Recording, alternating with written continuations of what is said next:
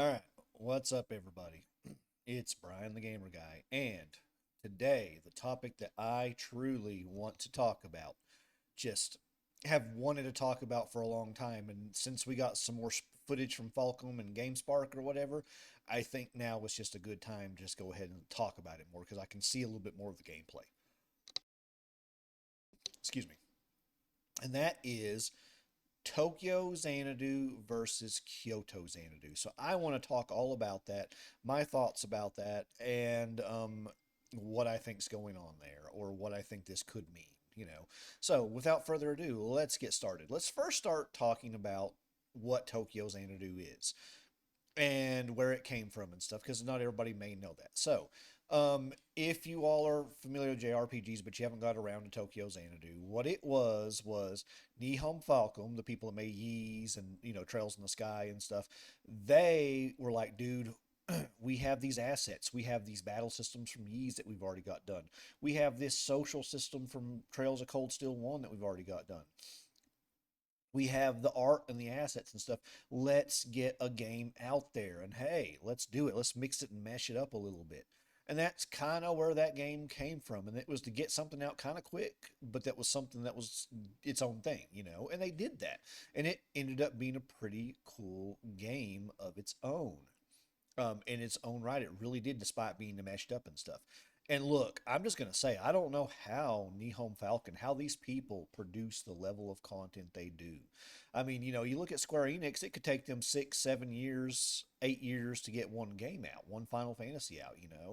And Falcom, if you look at it, we'll just take all the Trails of the Sky off the table. We'll take Trails of Azure and Trails of the Infinite or Trails of Zero, whatever they call that one, off the table. We'll take those original five off the table.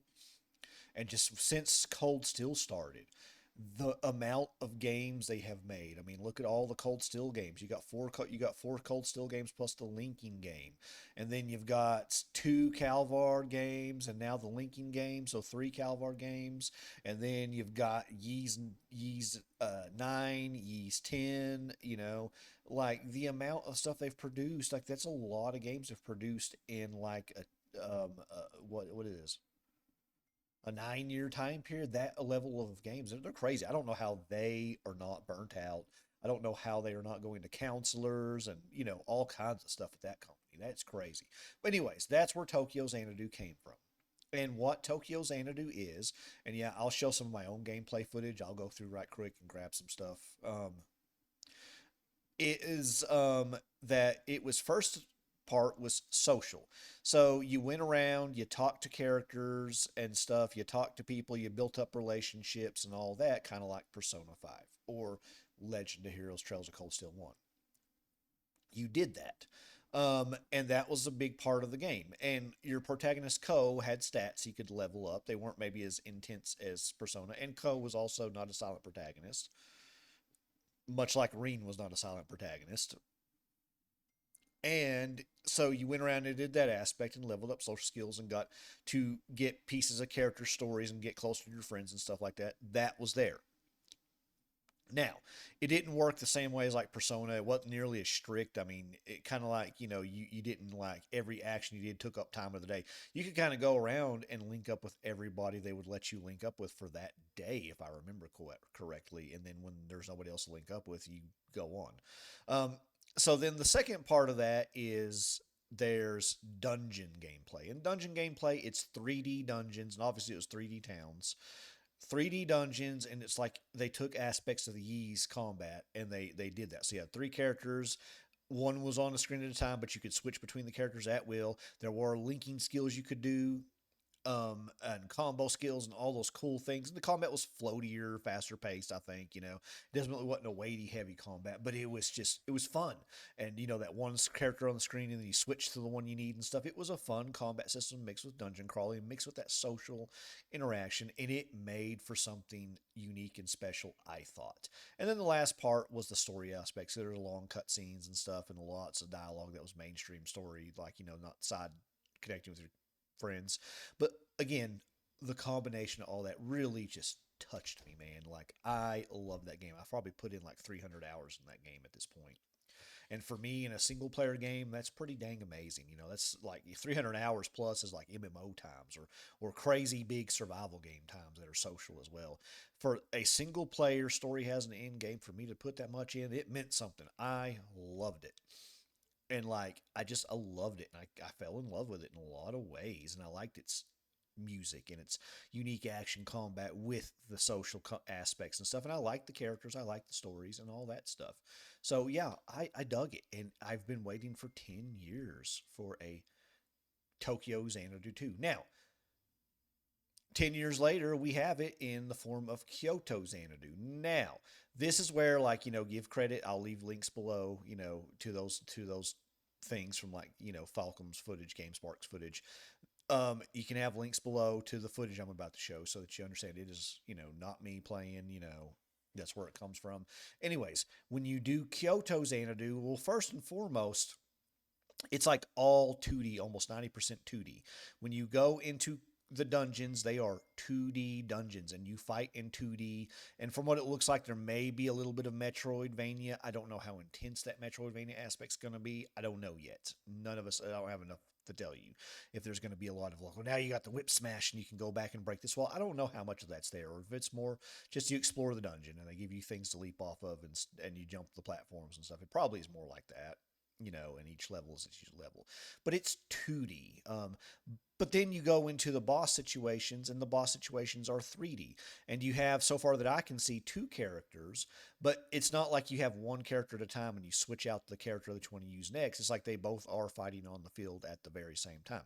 Combat seems slower. Combat seems a little bit weightier, less floaty, less it seems like blocking may be more important, dodging at the right time may be more important. Maybe not like Souls like, please no, please. It doesn't seem that intense, but it does seem to have a little bit more slower, weightier combat to a degree, not as fast and flighty. And that is the combat section. Now, the next section is there's, like, you level up your relationships and stuff. Well, there's like a card system now, so you go into classes and do things, and there's cards you trade out and stuff, and then you can do things with those, and apparently level up stats that way, and that's different. And then the last thing is the towns. The towns are also all 2D versus 3D. So it's definitely got a 2D art style, and they're trying to go through a more unique style with that to a degree, and that's where they're going. So now that I've explained this, what I want to talk about is the reception and the polarization of this that I think. Okay, do I want to play this that comes out supposedly July 16th? Yes, because I'm off. That gives me 2 weeks to really just dig in before I have to go back to work. I wish it'd come out a little bit earlier, like July. But that's fine. 2 weeks of just solid Kyoto Xanadu time. I want to try this. I'm excited to try it. But what I will be honest with is I don't know if that was the right decision for them to do this. Now, let's get this straight. And I'm not going to show footage of this because I don't want to sit there and go play these games. And I'm not going to just rip somebody else's footage off without asking. That's not like a major trailer or something, not some random person. But Xanadu and Fact Xanadu were side scrolling games, and Xanadu did side scrolling with a little bit of top down 2D. So I see that they're trying to go back to the roots, and I see that they're trying to make something different. Okay, cool. I like that. They're trying to make something different. But it may be a bad idea because it may be very polarizing. Because even though I want to try it, I'm a little polarized. I'm like, is this going to be the same thing? Is it going to be like what I wanted, what I fell in love with? It may not be. I don't know how much they've changed it. I don't know how much of the original DNA is even there anymore. I'm a little nervous. So think about that too. Think about the average gamer who may only buy like 2 games a year, 3 games a year, or whatever. Even if you're a JRPG fan, you may not be me who buys on average probably about 10 to 15 games every year. And I'm kind of mild. There's people that buy more, well, yeah, you can take a risk on people like me more, but you may be alienated a fan base because when they have all these games to choose from and spending's tighter and all this stuff, they may not be willing to risk it on your game until they get let's play videos out and all this stuff where they can get data on it and decide. It may not be a good thing for them. Falcom may be too polarizing on this, and they may shut sales down unintentionally, and we may not get another one because of it. And the game, unfortunately, may be good, and unfortunately, we may not do that. So I don't know. Risks are good, but then risks can have effects, consequences. This could be great. People could be like, "Yeah, dude, this is pretty cool. I'm glad they went this direction," and it could be the new way that Xanadu goes from here. You know what I'm saying? And cool if it is.